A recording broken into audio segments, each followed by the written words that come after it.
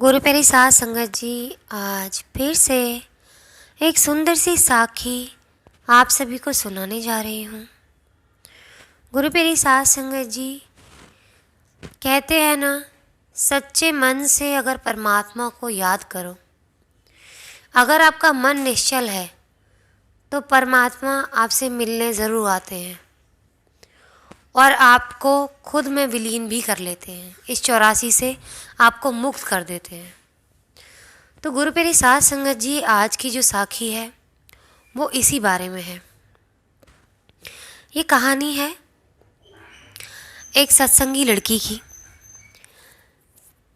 जिसकी शादी हो जाती है नॉन सत्संगी फैमिली में।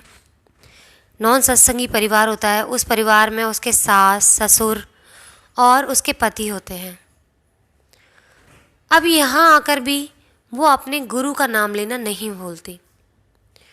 वो अपने गुरु को खूब याद करती है और घर पर बैठकर सिमरन करती है। गुरु प्यारी साध संगत जी, धीरे धीरे समय बीतता है। उसके पति का किसी बीमारी के कारण देहांत हो जाता है, जो कि उसकी भावनाओं की बहुत कदर किया करता था। जब वो अपने गुरु का नाम लिया करती थी, अपने परमात्मा का नाम लिया करती थी, तो वो उसका सहयोग करता था। जबकि उस लड़की के सास ससुर उसको हमेशा रोका करते थे, क्योंकि वो सत्संग वगैरह में जाने की दिलचस्पी नहीं रखा करते थे और ना ही उसमें जाया करते थे और ना ही उसको माना करते थे। गुरु प्यारे साध संगत जी, पति के जाने के बाद पत्नी बिल्कुल अकेली हो गई। अब गुरु प्यारे साध संगत जी, उसका मन ना लगा करता घर पे, क्योंकि पति नहीं रह गया था। तो जब भी वो कुएं पे से पानी भरने जाया करती थी, तो गुरु प्यारी साध संगत जी, कुएं के पास में ही एक जंगल था, वहाँ बैठकर सिमरन में बैठ जाती थी, ध्यान मगन हो जाती थी और समय का उसको पता नहीं चलता था। कई बार ऐसा हुआ कि वो घर समय से ना पहुँचती, देर से पहुँचती। तो उसकी सास तो पहले ही उसके सिमरन भजन से बहुत ज़्यादा परेशान थी, तो अब उसने उसको ताने मारना भी शुरू कर दिया। सास कहती कि ना जाने किससे मिलके आती है, इतना समय लगाती है, ना जाने कहाँ जा रही है, आजकल कुछ समय पता ही नहीं चल रहा है इसका।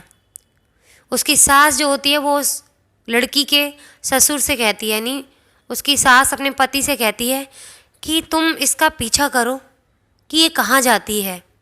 पानी लाने में तो इतना समय नहीं लगता, हम भी पानी लाया करते थे, लेकिन इतना समय तो नहीं लगता।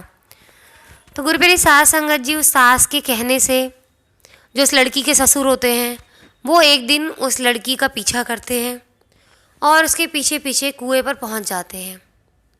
रोज़ की तरह वो लड़की पानी भरती है और अपने पानी का बर्तन साथ ले जाकर पास ही के जंगल में ज़मीन पर बैठकर ध्यान में लीन हो जाती है। और गुरु प्यारी साध संगत जी, जैसी ध्यान में लीन होती है, तो जैसे रोज़ अपने प्रभु परमात्मा में लीन होकर उनके दर्शन किया करती थी, आज भी वैसा ही हुआ।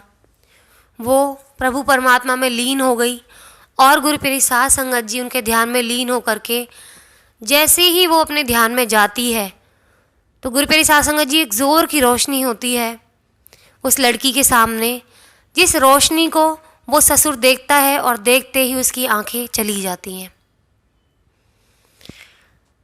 और वो कुछ बोल नहीं पाता। गुरु प्यारी साध संगत जी,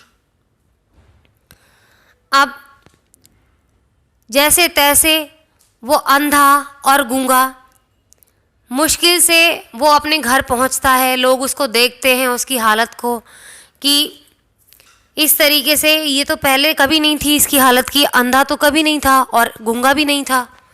तो गांव वाले जो होते हैं उसके ससुर को घर पहुंचा कर आते हैं। पीछे पीछे वो लड़की भी अपने ध्यान से बाहर आकर अपने घर पहुंचती है।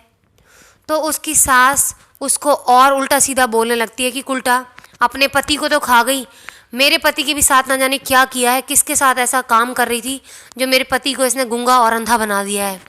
इसको पता था कि आज इसका सबूत हाथ लग जाएगा, तो इसने मेरे पति को गूंगा बना दिया ताकि वो कोई भी हाल ना बता सके कि ये किसके साथ गुलछर्रे उड़ा रही है। गुरु प्यारी साध संगत जी उस पर इतनी तोहमत लगाती है, इतनी लांछन लगाती है। वो रोते रोते कहती है, माँ जी मैं किसी से मिलने नहीं जाती, सिर्फ अपने प्रभु परमात्मा से मिलने जाती हूँ। यहाँ घर में मैं उनके दर्शन नहीं कर पाती हूँ, क्योंकि कई बार आपकी जो मंशा है, आपका विश्वास नहीं, और जहाँ विश्वास नहीं होता वहाँ परमात्मा नहीं आते। गुरु प्यारी साध संगत जी वो ऐसा कहती है अपनी सास से, लेकिन उसकी सास उसकी एक भी ना सुनती।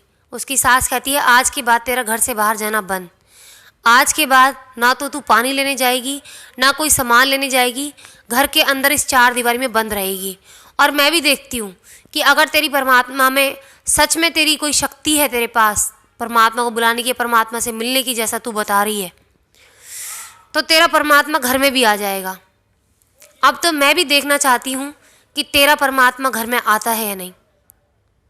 गुरु प्यारी साध संगत जी वो बहुत मायूस हो जाती है, लेकिन वो परमात्मा पे विश्वास करती है। डर भी रही होती है कि मेरी सास का विश्वास नहीं है, पता नहीं परमात्मा मेरे घर आ पाएंगे या आएंगे या नहीं आएंगे मुझे दर्शन देने के लिए। और यही सोच के बंद चार दीवारी में गुरु प्यारी साध संगत जी सिमरन करने लग जाती है, वही ध्यान में बैठ जाती है। पर उसको ये नहीं पता होता कि अब उसकी सास ने खुद मुंह से कहा होता कि अब मैं भी चाहती हूँ कि तेरे परमात्मा इस घर में आके तुझे दर्शन दे। तो उसकी सास का भी विश्वास एक जगह होने लग जाता है इस तरीके से, क्योंकि वो चाहती है। इससे पहले कभी उसने ये नहीं कहा होता कि तेरे प्रभु परमात्मा घर में आए या तू घर में सिमरन करे या सत्संग करे। अब घर में ही बैठ के वो लड़की सत्संग करती है और ध्यान में मगन हो जाती है।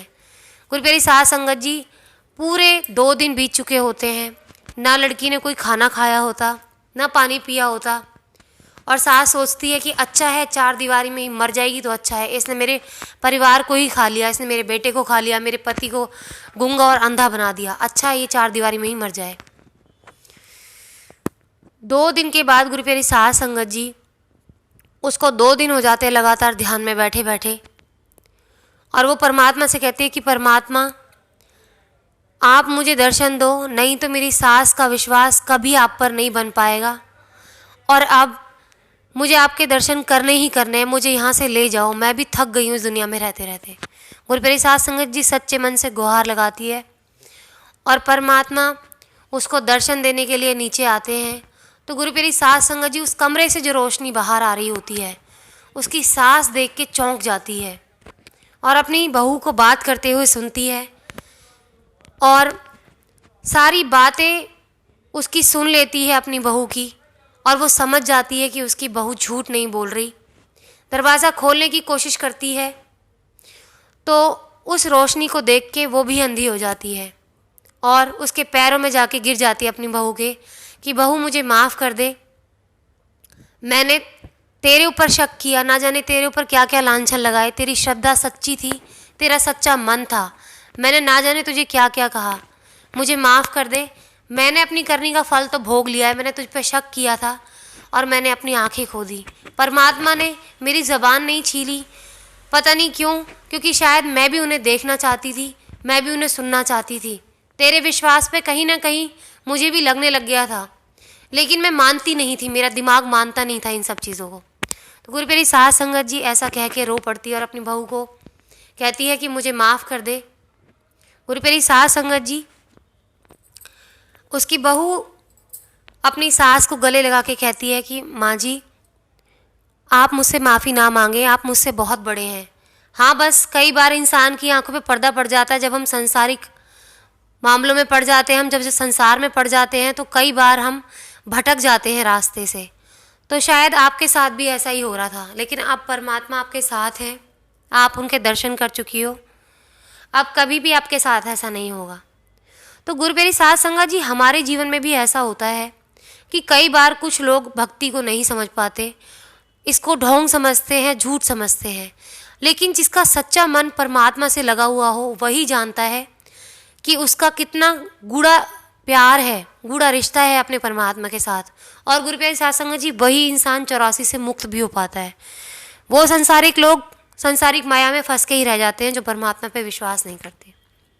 तो गुरु प्यारी साध संगत जी, आज इसी के साथ इस साखी को यही समाप्त करना चाहूँगी। मिलती हूँ अपनी अगली वीडियो में नई साखी और नए शब्द के साथ। तब तक के लिए सच्ची सेवा करते रहें, सिमरन करते रहें।